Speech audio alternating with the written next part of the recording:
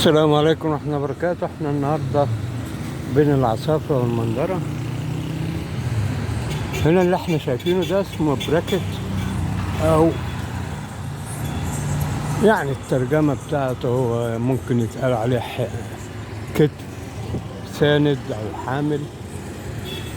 احيانا بيكون ثابت يعني دائم، واحيانا زي ده غالبا هيكون مؤقت. ده شغلته انه بيسند يعني بدل ما يعمل سقالات وشدات من الارض لغايه فوق عشان تسند التسليح وهو بيتعمل، هو بيعمله بيثبته في الكاميرا كده، وبعدين بيعمل التسليح بتاعه ويشد ويعمل شداته ويصب وكل حاجه يخلص. ممكن بعديها بقى غالبا هتتفك ده كله وتتنقل بقى في منطقة تانية، هتبقى يعني ايه مرحليا كده. كل ما يخلصوا جزء يفكوا البراكتس دي.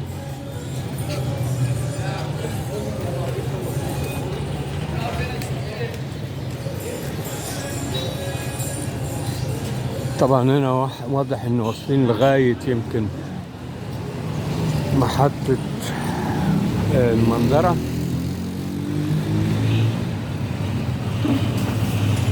على طول المسار اهو، من هنا من اول هنا كده لغاية ممتدة قدام اهي.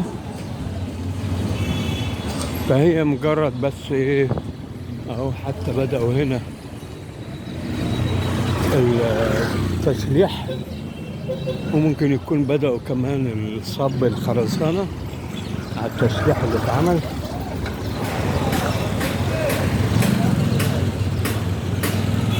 وطول ما هم ماشيين هتلاقي بقى ايه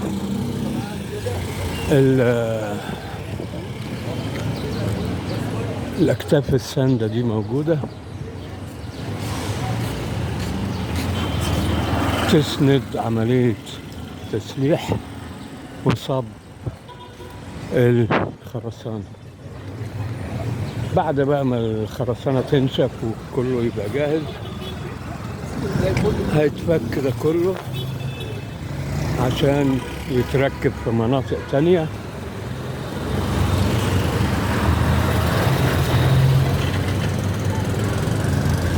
وطبعا اللي بيتعمل ده عشان يتعمل حاجة زي كابولي كده، او جزء بارز من المنشأ مش محمل على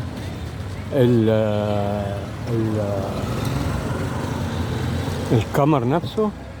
فهو عشان ده هيتركب عليه بقى السور بتاع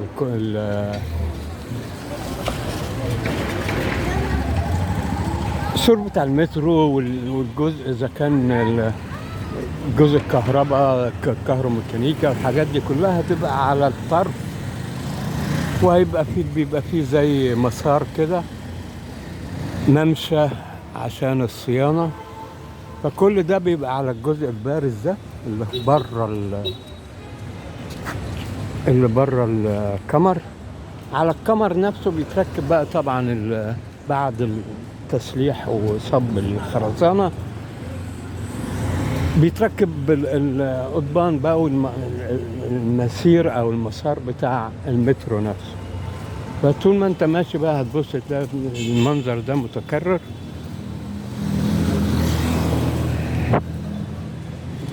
بيبدأ بالتركيب الأكتاف دي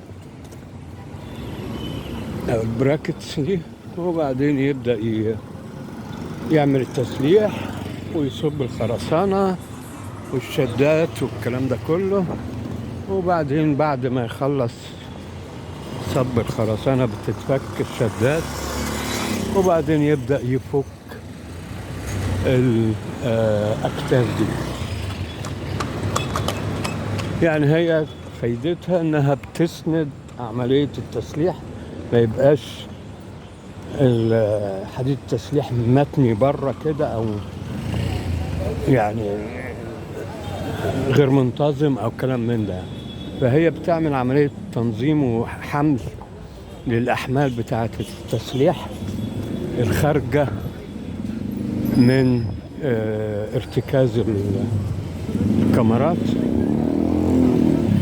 لغاية ما يحصل صب الخرسانة والفك الشداد بعد كده، وبالتالي فك الأكتاف دي.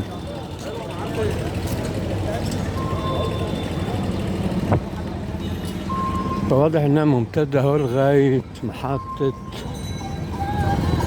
المنظرة. هنقفله هنا. لا تنسونا في الاشتراك واللايك والشير. حضراتكم مع تاني يوصل لكم كل جديد بإذن الله على قناتكم قناة اسكندرية مع ماجد المصري. والسلام عليكم ورحمة الله وبركاته.